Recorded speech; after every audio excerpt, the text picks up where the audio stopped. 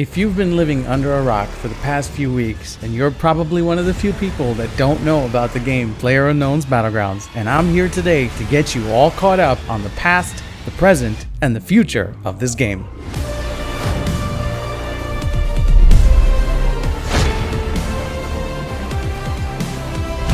After making the guide and after it being such a huge success in the Battlegrounds community, thanks to you guys, I thought why not make a video about what the developers are now talking about, the future of the game, and also give you guys an insight into the past of how this game even came into being. Now, while I'm giving you guys all this information, I'm going to try to keep you guys entertained visually as well, because I know a lot of you have been wanting to see more BG rounds, so don't mind the yelling and screaming and the commentary in the background. Most of the information that I'll be giving you guys today was actually provided from two different streams. One was a PU, which is PlayerUnknown'S official Battleground stream, and the second was Oshi7's stream. Links to both of the streams will be in the description below, guys, so you can actually verify everything that I'm saying today. I'm going to try to address all the important questions that were asked during the stream, and of course, what's important going forward for the game.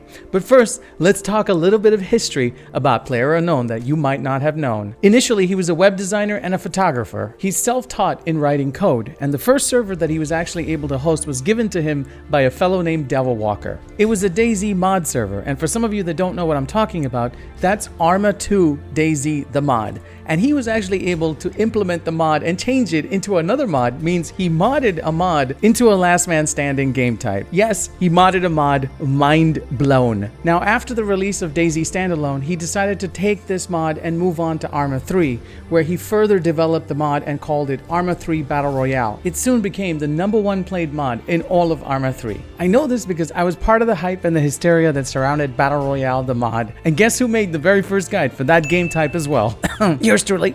I really enjoyed that mod. For the first time, I was playing something that would get my adrenaline pumping, and it was just so intense. In fact, I enjoyed it so much, I decided to make a guide on it to help out all of my buddies learn the mod so that I could have more friends to play with. It's kind of how I got my start on YouTube, which is pretty ironic. Alright, back to the story. About a year after that, he was asked by Sony Entertainment Online, which is now Daybreak Studios, to actually license the mod onto their game H1Z1, which was at the time just a survival horror game. Hence, H1Z1 King of Kill was born. Soon after the success of H1Z1 King of Kill, he was approached by the executives at Bluehole Studios to make his own standalone. And of course, PlayerUnknown obliged us with what we now know today as Battlegrounds. Now let's talk about the key focus points and the development aspects of the game pushing forward. It appears that the most important thing right now to the development team and even PlayerUnknown is optimization in the game. There's going to be two patches that are going to be pushed through. One's going to be on the 7th of April, and the second one's going to be a bigger patch on the 14th of April. Hopefully, both of these patches will improve the optimization and the performance of the game by a lot. In his exact words, stabilization for them is absolutely key at the moment, and that's all that they're working on is optimization and key performance issues, which in my opinion is absolutely commendable, because while other games are focusing more on cosmetics and crate items, PlayerUnknown actually is focusing on giving us a much better product. I mean, me personally, I'd rather have a complete game with little to few bugs than to worry about cosmetic items and crates. Now, speaking of crates, PlayerUnknown did say that they would eventually have a CSGO type skins and crates market on Steam. However, you won't be able to get key in-game items from crates, such as ghillie suits, which makes sense because it would give some people a key advantage before they even got into the round. I would also love to see some custom sprays in the crates that you could actually get from your favorite streamer, like your favorite streamer logos that you can actually spray onto other windows and walls and buildings that are in the game. That would be amazing. And lastly, about the crates, I just want to mention that he did speak briefly about crate monetization, and that will not be done until the game is completely out of early access, which is a really good thing.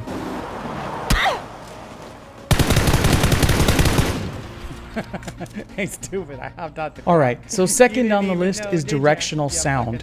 They talked a lot about directional sound, about how sometimes you hear people that are crouched louder than you would people that are running outside houses. Right now, directional sound is a little bit buggy. I will absolutely admit to that myself. I've experienced it where I felt like there was somebody next to me, but then turns out he's behind me. So yes, it's a work in progress. They did admit that they have a little bit of work to do when it comes to directional sound, that it's absolutely important right after optimization. Trust me, they're working on it, and I wanted to give you guys his exact words. Sounds in the game are still work in progress. We have a lot of work to do improving the quality of the sound, directional audio, etc., etc. But this will happen over the next 6 months. You will see great improvements. PU also briefly talked about the number of employees they have at Battlegrounds, which is a total of 40, with 35 that are based in Korea and 5 that are based in Seattle at NMAS Studios. Now, NMAS Studios is the sister company.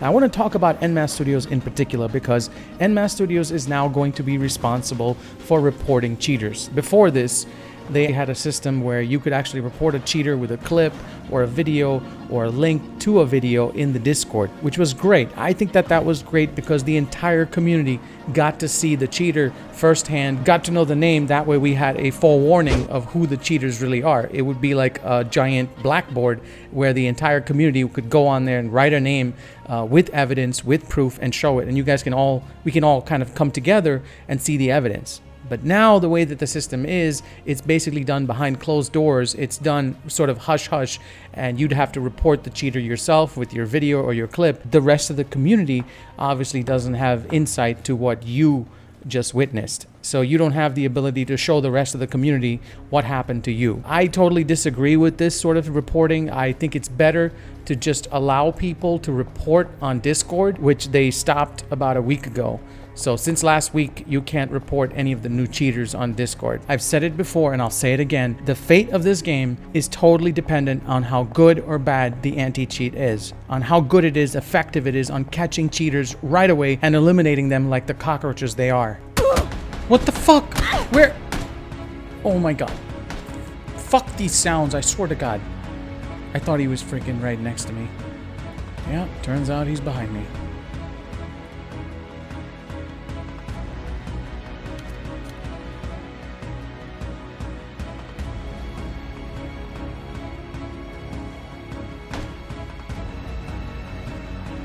Just gotta back up a little bit. It's okay, baby cake. Ooh, that sniper feels so good. All right, moving forward, he talked a bit about the test servers that are going to be coming out for the game. Players will be able to test out the new patches on the test servers at least for about a week or so before they go live. They were also thinking about adding a play again button, which would skip right through the lobby and take you right back into matchmaking, which I think is a great idea. All right, let's talk about some in-game upgrades that are going to be coming soon. First thing that they talked about was vaulting. Jumping will be replaced by vaulting. The way that they're going to do it for the future is that you just hit spacebar and you'll either vault, climb, or jump over the target.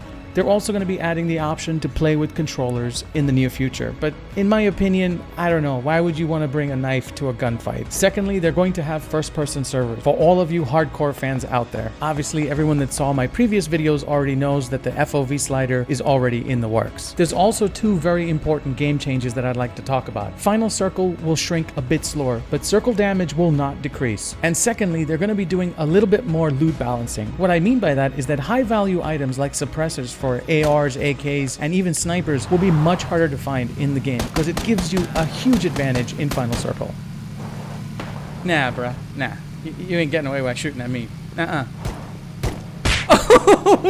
Learn to joke, man. They did confirm one thing though, that even though the loot is completely random, there's a higher possibility of you finding rank 3 items in military bases. Now, if you didn't already know, we're gonna have motorbikes. Yes, boys, motorbikes. But I'm not gonna tell you about that. I'll let PU himself tell you about that. We'll have a little video for you in the next few weeks that will show off some really cool stuff to do with motorbikes. The guys, Tuner and Pavel, have done some amazing work with how motorbikes work and look and how you can shoot off them. They're really cool. I can't wait for these motorcycle physics. It's going to be amazing. Okay, let's just talk about some of the smaller things, the additions that might be added on in the future. PU also talked about maybe adding different caliber guns, maybe some 6.5, I don't know, MX, Kativa. Also, it's been confirmed that they are definitely going to be adding binocs and rangefinders in the game. They also talked about adding more weather effects and maybe a nighttime server in the future. No real confirmation yet on whether or not they're going to actually add day and nighttime cycles credentials to the servers. But I'm going to assume that that's going to happen in time because PU himself said that the game will be absolutely moddable, and in his exact words, he basically said he's looking for the next PlayerUnknown. I can already see people salivating over an exile mod, maybe a zombie mod, or maybe even a team deathmatch mod like King of the Hill in Arma 3. He also talked about there being some demo missions which will show people how to mod very easily. I'm just hoping for an editor. Honestly, I like to make cinematics, and an editor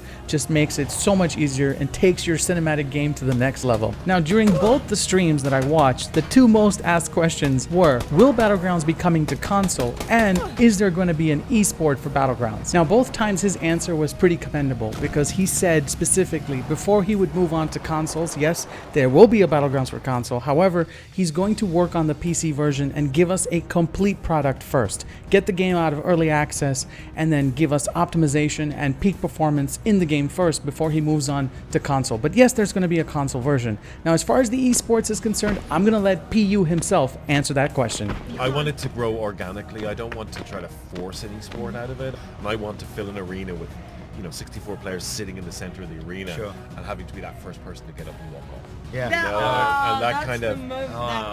That would be heartbreaking. Right? Yeah. Like, you don't want to be the first person to get up and walk off. And it probably... Well, Tweaknotes asked something very important. I think it's the most important question of the day. Will there be jiggle physics? Jiggle physics? There are jiggle physics There already. are already jiggle physics. You're What? not getting any more. There you go. Question answered. Like, you should use Alt. There you go, guys. Now you know what they're working so hard on at Bluehole Studios. Anyways, guys, I really hope that you guys enjoyed the video. It took a long time and a lot of hard work to sift through almost 6 hours of streams to get you guys all the important stuff. I hope you found it fun and informative. I hope it answered all your questions. And if you have questions for me personally, please be sure to leave them down in the comments below. And I guess that's it. I hope that this helps you guys get some insight into the future of the game. Thank you again, guys, for all the incredible support and all the new subscribers. I am just on a roller coaster ride, and I can't begin to thank each and every one of you for just taking the time to subscribe to the channel, to like my videos, and to take a few moments to comment down below and let me know what you think of my work. Thank you guys for watching, and I hope you enjoy the rest of the round. I'm stuck in the middle, and there's one guy behind me and there's one guy in front of me. We had to do that. God damn. Okay, he didn't even land a shot on us. We're good. Problem is, he's taken the middle. Fuck my life. It's been fun, guys. But let's go die with honor. Fuck that guy. Hey, buddy. Meet. Oh shit, I missed! I missed! Oh my god! Let's go, baby! That was so clutch! Say it with me, boys! I just wanted to let you guys know that I'll be headed to work over the weekend, so there won't be any more videos till next week. But thank you guys for all the love and support. Hope you all have a wonderful weekend. Stay strong, and I'll see you